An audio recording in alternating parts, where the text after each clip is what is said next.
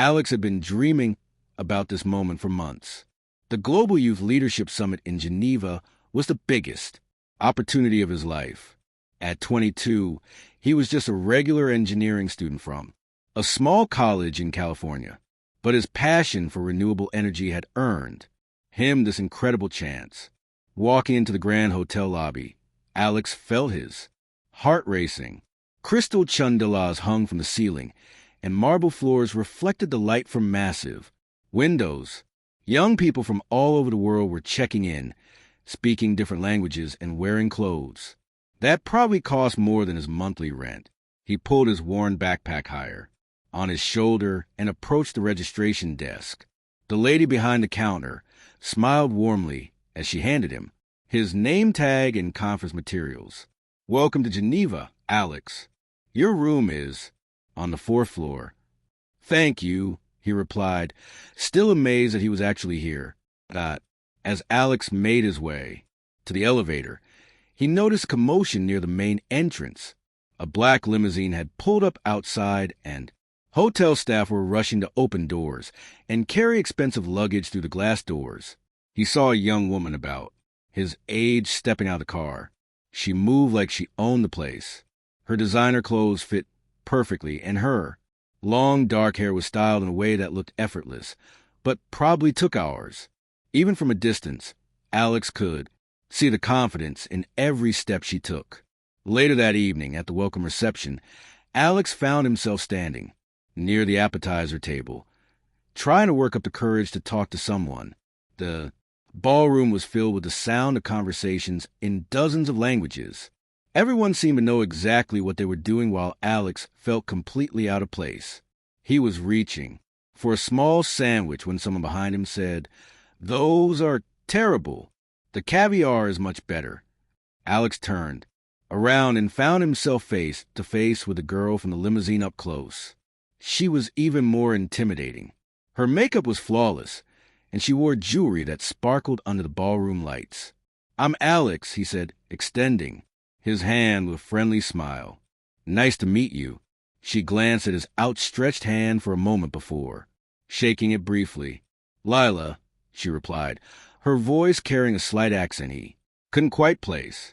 "Where are you from?" "Cal. I study engineering at Pacific State University." "What about you?" Layla raised an eyebrow. "Pacific State. I've never heard of it." She took a sip from her champagne glass. "I'm from the Kingdom of Aldora. My family has interest in various international projects." Alex nodded enthusiastically. "That's amazing. I've been working on some renewable energy projects myself. Actually, that's how I got invited here. I developed a low-cost solar panel system that's been helping rural communities get access to electricity." "How interesting," Layla said, though her tone suggested otherwise. She looked around the room as if searching for someone more important to talk to, but Alex was excited to share his work with someone new. "The best part is that it's really affordable. We use recycled materials and simple design so local people can maintain the systems themselves. It is already working in 3 small towns, and the results are incredible. Kids can study after dark, families can keep medicines cold, and small businesses can stay open longer."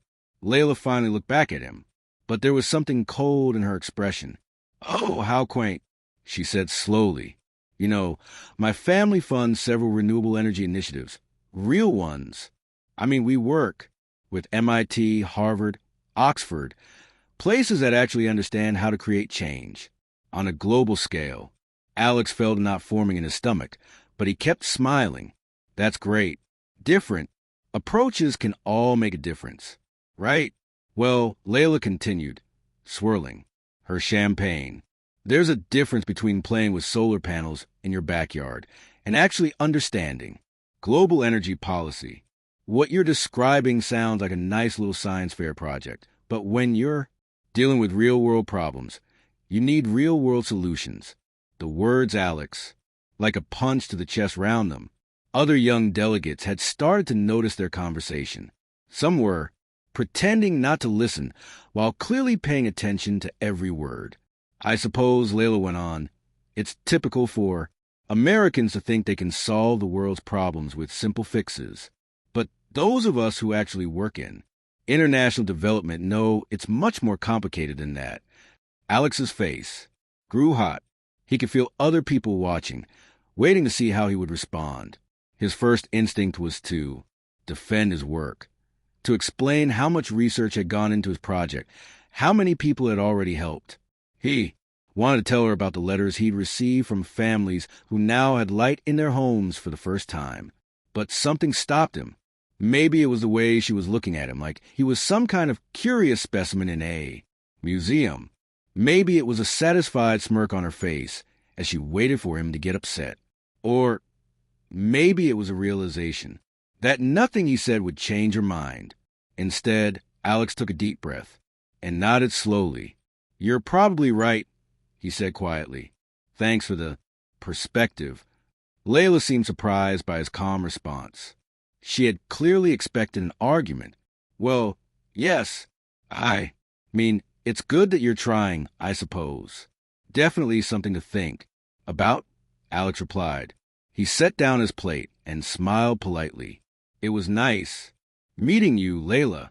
Enjoy the rest of your evening. He turned and walked away, leaving Isla standing by the appetizer table, looking slightly confused. As he made his way across the ballroom, Alex could hear the conversations around him resume, but he knew people were still watching. Near the large windows, overlooking Lake Geneva, Alex found an empty spot where he could collect his thoughts. The city lights reflected on the dark water, creating a peaceful contrast to the chaos in his mind. He wasn't angry exactly. He was disappointed, but not surprised. This wasn't the first time someone had dismissed his work because of where he came from or what school he attended. It probably wouldn't be the last, but standing there looking out at the lake, Alex reminded himself why he was really here. Tomorrow, the real work would begin. There would be workshops, presentations, and project assignments. He would have the chance to share his ideas with people who might actually listen. And maybe, just maybe, he could prove that good ideas didn't need fancy packaging to change the world.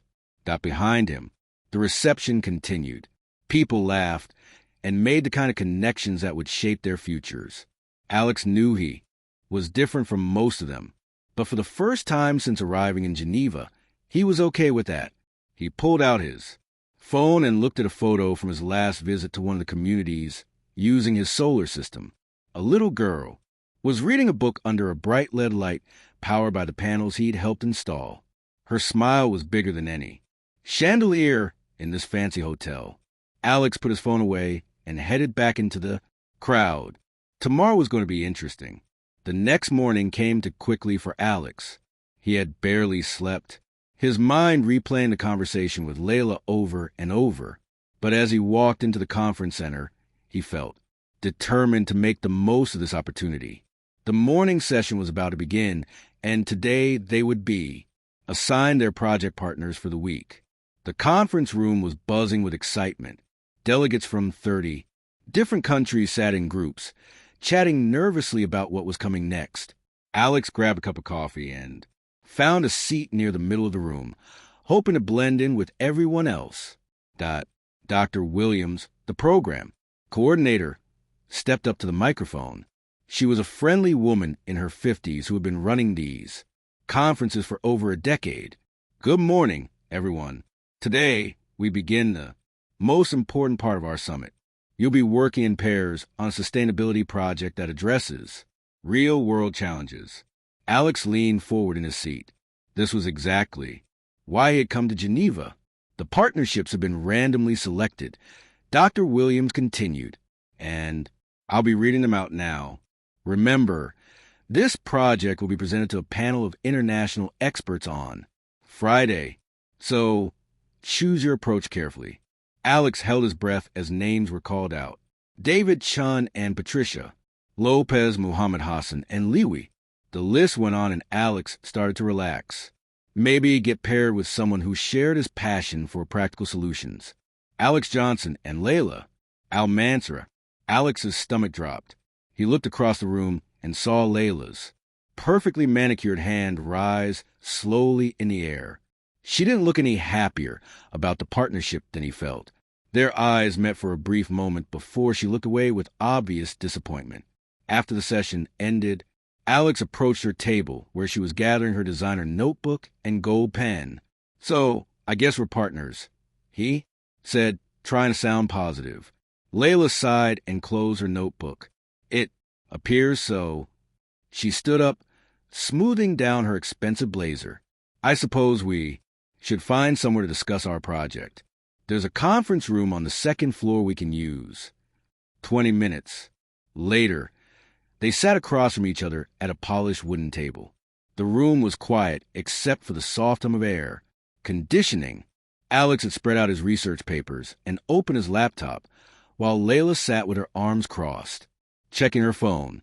"Okay," Alex began enthusiastically. "I've been thinking about this all morning.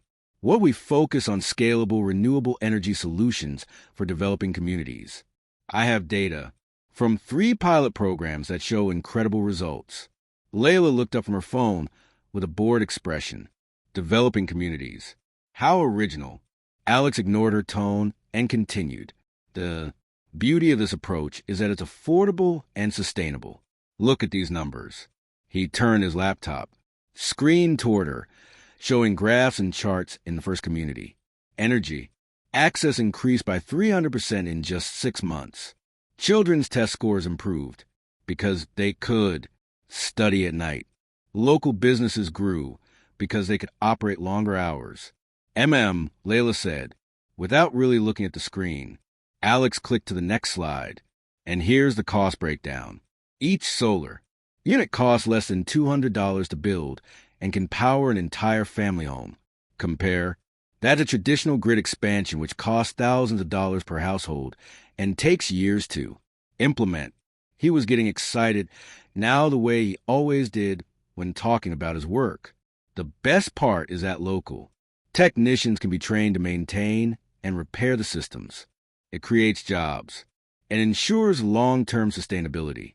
We're not just giving people electricity. We're giving them economic opportunity."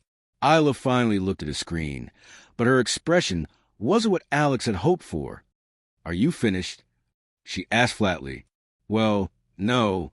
I have more data about water purification systems that can be powered by the same solar panels." "And stop." Layla held up her hand. "Just stop." Alex paused, confused. "Is there something wrong with the data?" Layla laughed, but it wasn't a kind sound. "Oh, Alex," sweet naive Alex. She leaned back in her chair and shook her head. "Do you really think this amateur or presentation is going to impress a panel of international experts? I don't understand what you mean by amateur hour. These are real results from actual communities." "Real results?" Layla's voice rose slightly. "These are tiny villages with maybe 100 people each.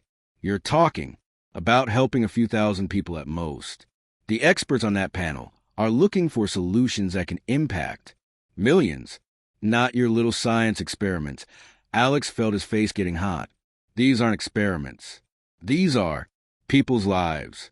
We're talking about families who now have light businesses that can grow, children who can get better education. And that's exactly the problem." Layla continued, standing up and walking to the window. "You have this typical Western savior complex. You think you can swoop into poor countries with your simple solutions and save everyone, but you don't understand how the real world works." "The real world," Alex repeated, trying to keep his voice steady. "Yes, the real world, where policy is made by people who actually understand global economics, where solutions require coordination between governments, international organizations, and major corporations, where real money gets invested in real infrastructure." Layla turned back to face him, and Alex could see the condescension in her eyes.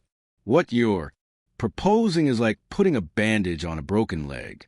It might make you feel good about helping, but it doesn't solve the actual problem." Alex stared at her for a moment. "And what would you suggest instead?" "A comprehensive energy policy framework that addresses systemic issues. Something that involves working with the World Bank, the United Nations, and major energy corporations. Something that actually has the potential to create lasting change on a global scale. That sounds like it would take decades to implement. Good things take time, Alex, unlike your quick fixes that make. For nice photos but don't address root causes. Alex looked down at his laptop screen, at the pictures of families using his solar systems. He thought about the letters he received, thanking him for bringing light to their homes. He remembered the pride in the local technician's voice when he successfully repaired a panel on his own. You know, what I think, Layla continued, clearly warming up to her topic. I think you're more interested in feeling like a hero than actually solving problems. These small-scale projects make you feel important, like you're making a difference. But anyone who's serious about global development knows that real change happens at the policy level. She walked back to the table and closed her notebook with a sharp snap. If we're going to work together on this project, we need to think bigger. We need to propose something that shows we understand how international development actually works, not just how to build solar panels in your garage. Alex sat quietly for a long moment, processing everything she had said. Part of him wanted to argue to defend his work and explain why community-based solutions mattered. Part of him wanted to show her the thank you letters from families, the data on improved health outcomes, the photos of children doing homework under LED lights. But another part of him, a bigger part, just felt tired of defending himself to people who had never lived without electricity, who had never worked with their hands to build something that could change someone's life. Slowly, Alex closed his laptop. He gathered his papers into a neat stack and put them back in his folder. He stood up from his chair and looked at Layla, who was watching him with a mixture of satisfaction and curiosity.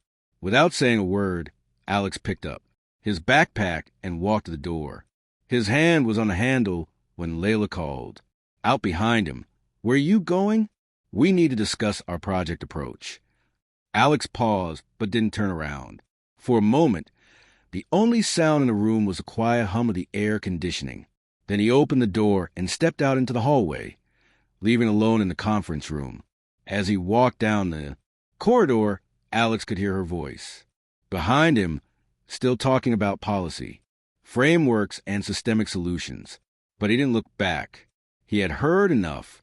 For one day, Alex found himself in the hotel library, a quiet space on the third floor that most delegates seemed to have forgotten about. Tall bookshelves lined the walls, filled with volumes in multiple languages.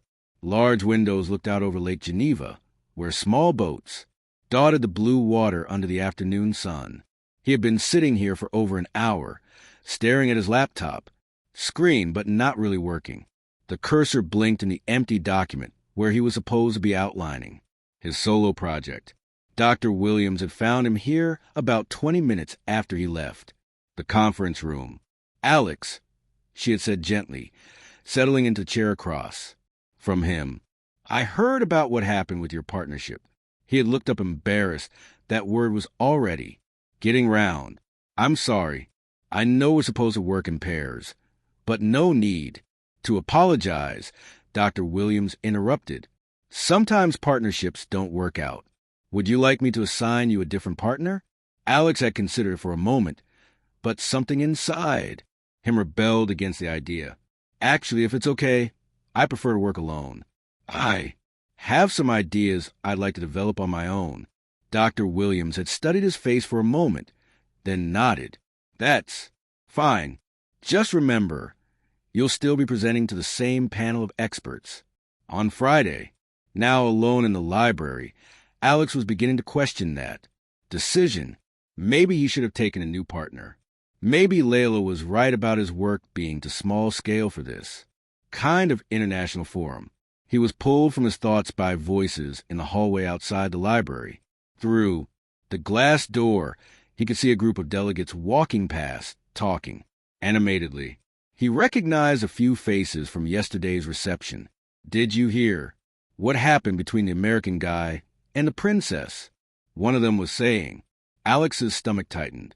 He tried to focus on a computer screen, but he couldn't help listening. Apparently, she completely destroyed his presentation. Another voice added, "My roommate was there. Said it was pretty harsh." Well, you know how these royal types are. They're not exactly known for their people skills. Still, I feel bad for the guy. He seemed nice at the reception. Their voices faded as they continued down the hallway. But Alex felt his cheeks burning, so that's how the story was spreading. He was the poor American guy who got destroyed by the mean princess. Over the next few hours, Alex noticed the looks. Sympathetic smiles from some delegates, curious glances from others. At dinner that evening, a girl from Brazil approached his table. "Hey, you're Alex, right?" "I'm Isabella. I heard you're working solo on your project now." Alex nodded. "Not sure what to expect. That's actually pretty cool." Isabella continued. "I respect that. Sometimes it's better to follow your own vision than compromise with someone who doesn't get it." Her words were kind, but Alex still felt like everyone was talking about him. During the evening workshop on global partnerships, he noticed Layla sitting in the front row participating actively in discussions about international development policies. She seemed completely unaffected by their earlier encounter. Meanwhile, Alex found himself struggling to concentrate. The workshop leader was talking about the importance of collaboration and cultural understanding, and Alex couldn't help but feel like he had somehow failed at both. After the workshop, as delegates were filing out of the conference room, Alex overheard another conversation that made him stop in his tracks. I looked up that solar project the American guy mentioned. Someone was saying it was Kofi, a delegate from Ghana whom Alex had briefly met at registration. "Really? What did you find?" asked a companion, a young woman Alex didn't recognize. "It's actually pretty impressive. He's got 3 communities in rural California, running completely on solar power. Now, the cost effectiveness is incredible compared to traditional grid expansion." Alex felt a flutter of surprise. Someone had actually looked up his work, but I thought the Almansur girl said it was just amateur stuff. Maybe she hasn't seen the real data. Kofi replied, "My cousin works for a development NGO, and they're always looking for solutions like this. Scalable, affordable, community-based. That's exactly what we need in rural Africa." Alex wanted to step forward and join the conversation, but something held him back instead. He slipped out of the conference room and headed toward the elevator stop. As he waited for the elevator, lost in thought, someone tapped him on the shoulder. He turned to see Priya, a delegate from India who had been in several of his workshop sessions. "Alex, right? I wanted to ask you something about your renewable energy work." "Oh, sure." Alex tried to hide a surprise. "I've been thinking about what you mentioned at the reception yesterday about using recycled materials for solar panels. My family runs electronics recycling business in Mumbai, and I'm wondering if there might be a way to adapt your approach for urban waste management." For the first time in today's, Alex felt a genuine smile cross his face. "That's a really interesting idea. Have you thought about the technical challenges?" They spent the next 20 minutes standing by the elevators discussing solar technology and waste reduction. Other delegates passed by, some joining the conversation, others just listening. Alex found himself energized in a way he hadn't felt since arriving in Geneva. "You should definitely include this in your presentation," Priya said as their conversation wound down. The panel would be very interested in innovative approaches to urban sustainability. As Alex finally made it to his room that night, he realized something had shifted. Yes, people were talking about his encounter with Layla, but they were also talking about his work. Some with curiosity, some with skepticism, but many with genuine interest. He sat down at his laptop and began typing. Not an outline this time, but a real plan, a presentation that would showcase not just his current projects, but his vision for how community-based solutions could scale up and adapt to different environments 3 floors below in a much larger suite. Layla was having a very different evening. She had spent dinner at a table with delegates from other wealthy families, discussing their various projects and connections. The conversation had been polite, but somehow fell hollow. Later in her room, she found herself scrolling through social media posts from the conference. There were photos from workshops, group discussions, and networking sessions. But as she looked through the images, she noticed something that made her pause. In almost every group photo, delegates were clustered around a few central figures. People were drawn to certain individuals who seemed to naturally bring others together, and in several photos, she could see Alex in these groups, not the center, but clearly engaged, clearly valued by the people around him.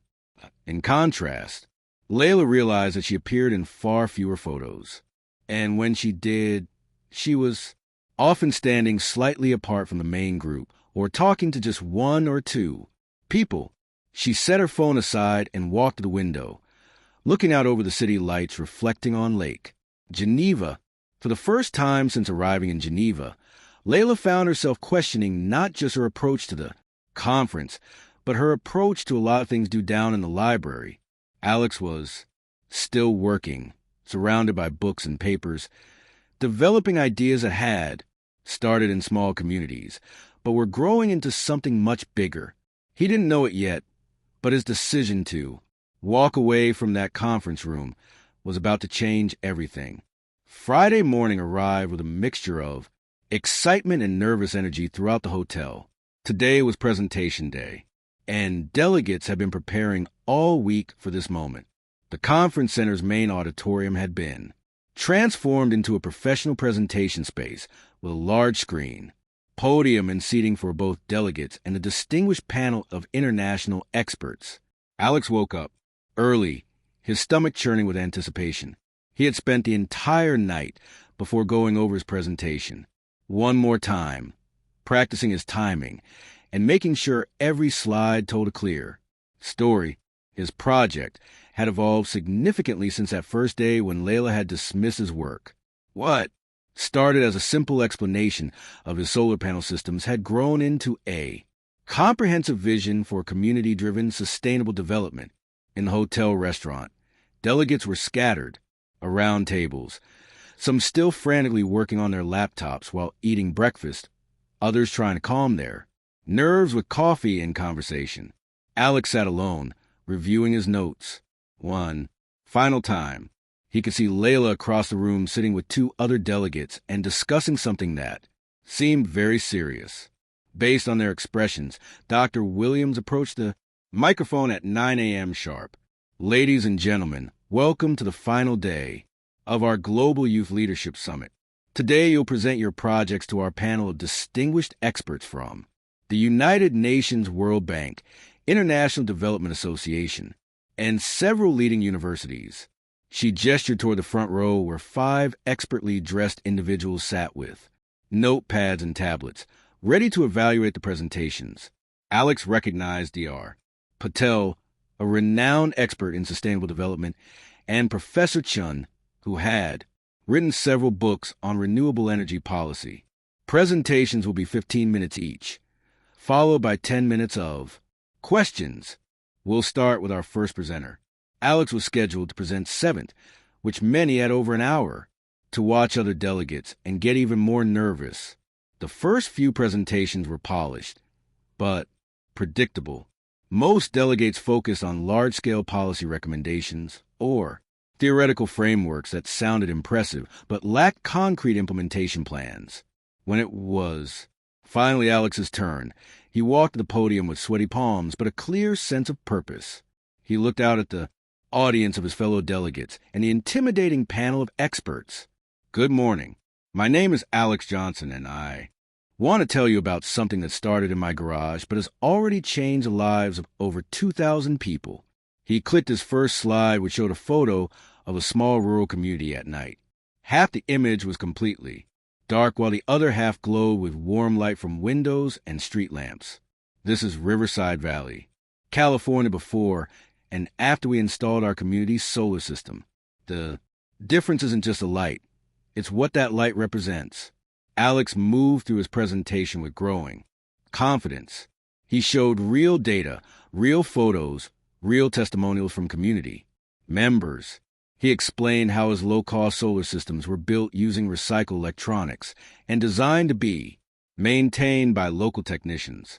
The beauty of this approach isn't just that it works, Alex continued. It's that it can be adapted anywhere. We're not imposing a solution from the outside. We're giving communities the tools to create their own solutions. He clicked to a slide showing cost comparisons. Traditional grid expansion to reach these communities would have cost $0.3 million and taken 5 years.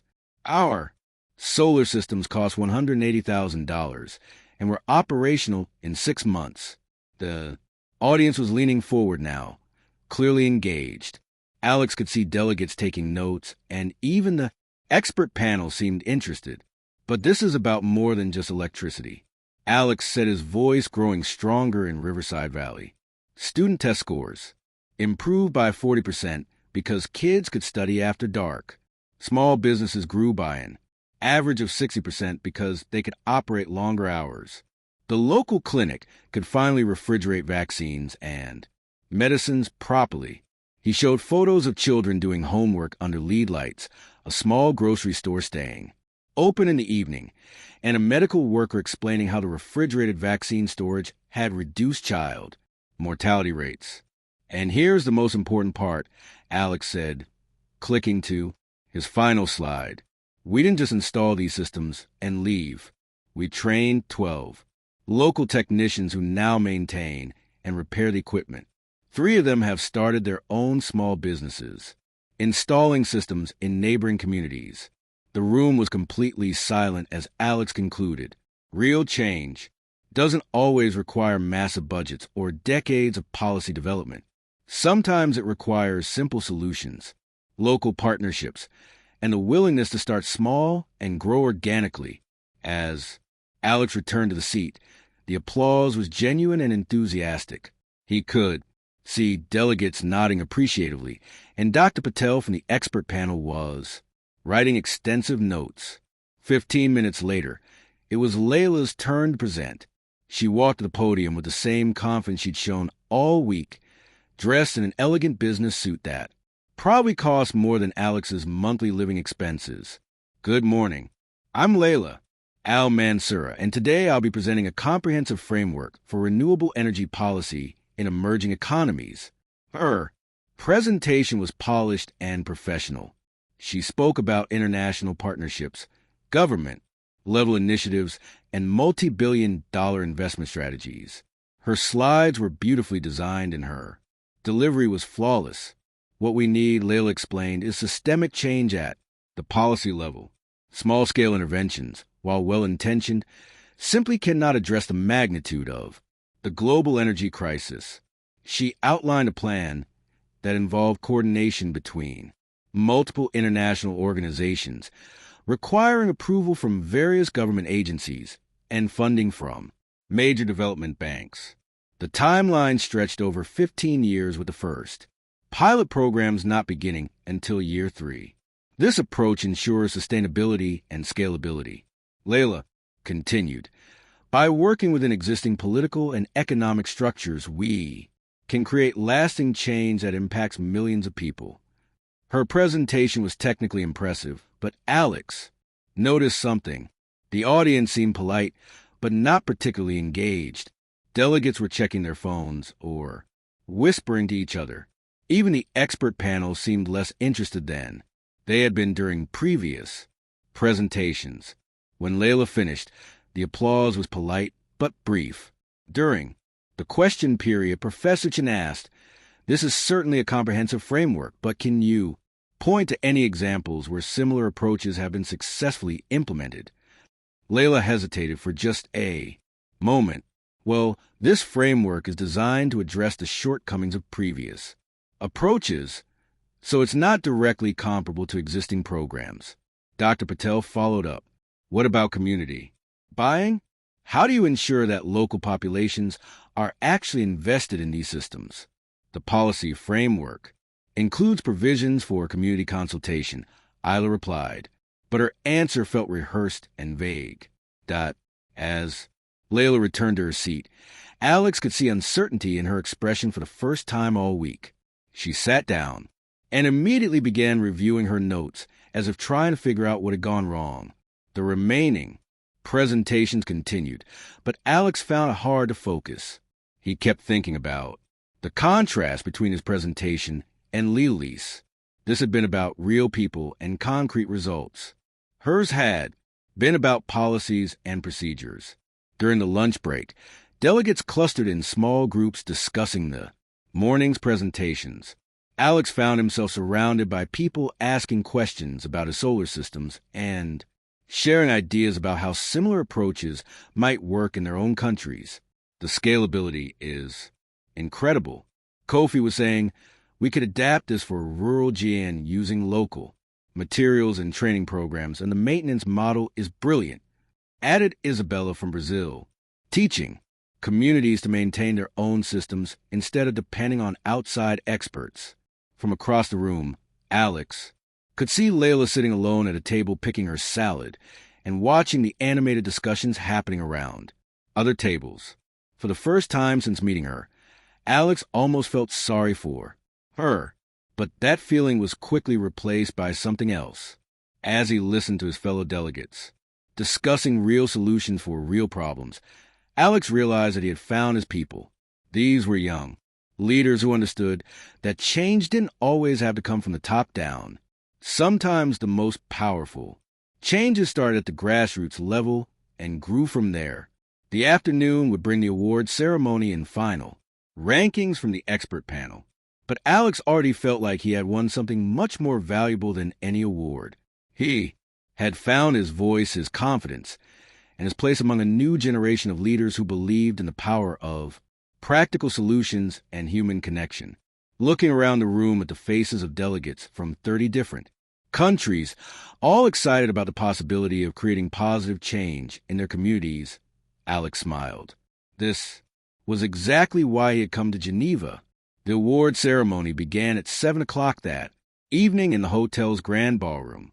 The same room where Alex had first met Layla just 5 days ago now felt completely different. Crystal chandeliers cast warm light over rounds filled with delegates who had become friends, collaborators, and fellow dreamers. Over the course of the week, Alex sat with Kofi, Isabella, Priya, and several other delegates who had formed a tight group over the past few days. They were all excited about the various projects they had seen presented, sharing ideas about future collaborations and ways to stay connected. After returning to their home countries, Dr. Williams stepped up to the podium, looking genuinely proud as she surveyed the room full of young leaders. Before we announce tonight's awards, I want to say something about what I've witnessed this week. You've shown that the future of global leadership isn't just about policies and procedures. It's about passion, creativity, and the courage to think differently. She paused, looking around the room. The expert panel had a difficult time choosing winners because so many of your presentations offered genuine insights and innovative approaches. But 3 projects stood out for their combination of practical impact, scalability, and potential for real-world implementation. Alex felt his heart racing. He hadn't expected to win anything, but the week had given him something much more valuable than any award. The 3rd place award for innovation in sustainable development goes to Kofi Asani from Ganem for his water purification system using solar power and locally sourced materials. The room erupted in applause as Kofi stood up beaming with surprise and joy. Alex clapped enthusiastically, genuinely happy for his new friend. The 2nd place award goes to Isabella Santos from Brazil for her comprehensive urban waste management and renewable energy integration project.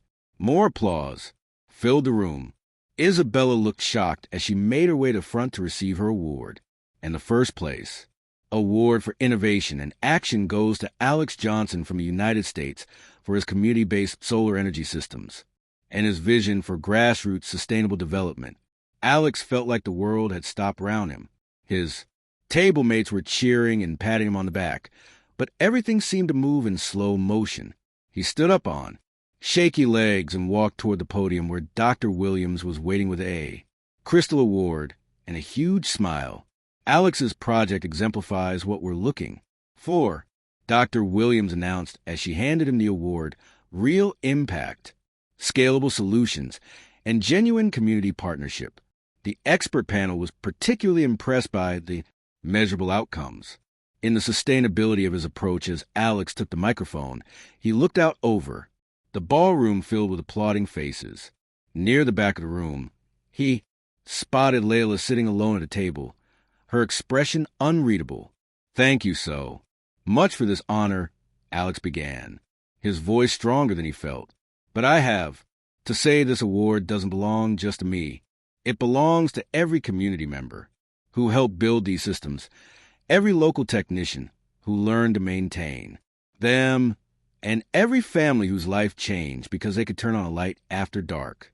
He paused, looking around the room at the faces of his fellow delegates.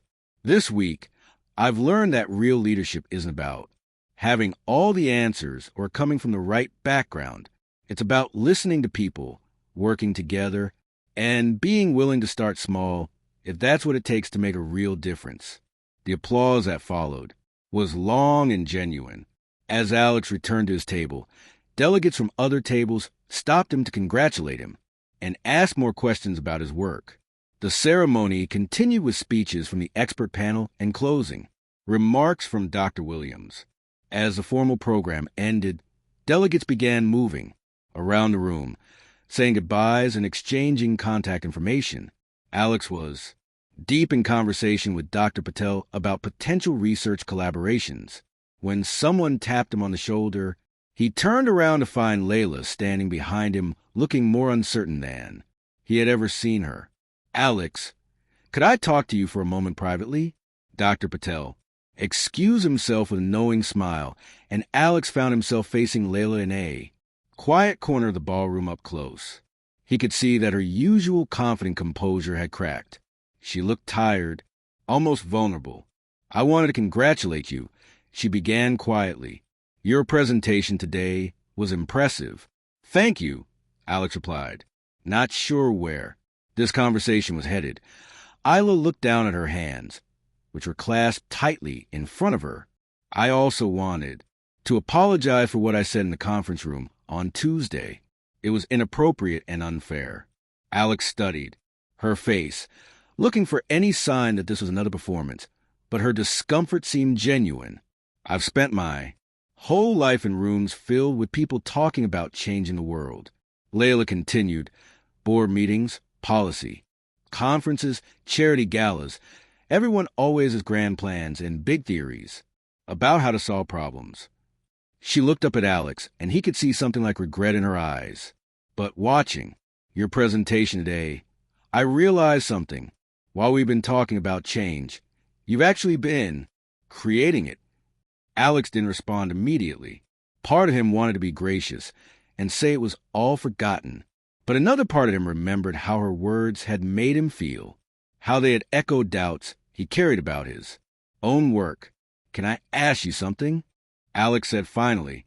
"When you dismissed my project, was it because you genuinely thought it was worthless, or was it because it made you uncomfortable?" Linnea was quiet for a long moment. Around them, the ballroom buzzed with conversations and laughter, but their corner felt isolated and serious. "Honestly," she said, finally, "I think it was because it made me feel useless." Alex raised his eyebrows, surprised by her candor.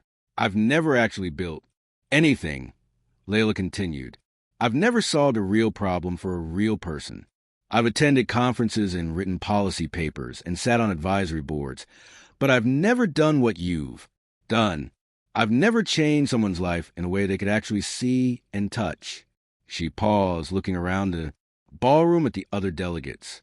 "All week, I watched people gravitate toward you and others like you, people who actually do things instead of just talking about them. And I realized that all my connections and credentials don't mean much if I'm not actually helping anyone." Alex felt his anger melting away, replaced by something unexpected, understanding. "So, what are you going to do about it?" "I don't know yet," Layla admitted. "I was hoping maybe you could give me some advice." Alex thought for a moment, remembering his own journey from frustrated engineering student to someone who had actually made a difference in people's lives. Start small, he said. Finally, find one problem that you can solve with your own hands. It doesn't have to change the world right away. It just has to change one person's day or one family. Situation. Layla nodded slowly and then do it again and again. Build relationships with the people you're trying to help. Learn from them. Let them teach you what they actually need, instead of assuming. You know that sounds harder than writing policy papers. Layla said with a small smile. It is, Alex agreed, but it's also more rewarding. They stood in comfortable silence for a moment, watching the celebration continue around them. Alex, Layla said finally, if I do find a project to work on, something real and practical, would you be willing to give me feedback? Maybe point at when I'm being too theoretical or missing the point. Alex smiled, remembering the confident young woman who had dismissed him just 5 days ago. This person, standing in front of him, now seemed genuinely interested in learning and growing. I'd be happy to help, he said, on one condition. What's that? Next time you want to tell someone their work isn't good enough, try asking them to. Explain it first. You might be surprised by what you learn. Layla laughed, and for the first time since meeting her, Alex heard genuine warmth in the sound deal. As the evening wound down and delegates began heading back to their rooms, Alex felt a sense of completion that had nothing to do with winning an award. He had come to Geneva hoping to share his work with the world. Instead, he had discovered something even more valuable, a community of young leaders who believe in the power of practical action and human connection. 6 months later, Alex received an email that made him smile. It was from Layla writing from a small village in Morocco, where she was working with local women to set up a microfinance program for solar-powered sewing machines. The photo she included showed her with dirt under her fingernails and a genuine smile on her face as she worked alongside women who were building their own small businesses. I finally understand what you meant about starting small, she had written. These women are teaching me more about economics than I learned in 4 years of university. Thank you for showing me that real change happens one person, one family, one community at a time. Alex leaned back in his chair, looking out the window of his small office where he was now managing solar projects in 12 different communities. Sometimes the most important changes happen not in the grand gestures, but in the quiet moments when people were willing to listen, learn, and grow. Together, the conference in Geneva had ended, but the real work was just beginning.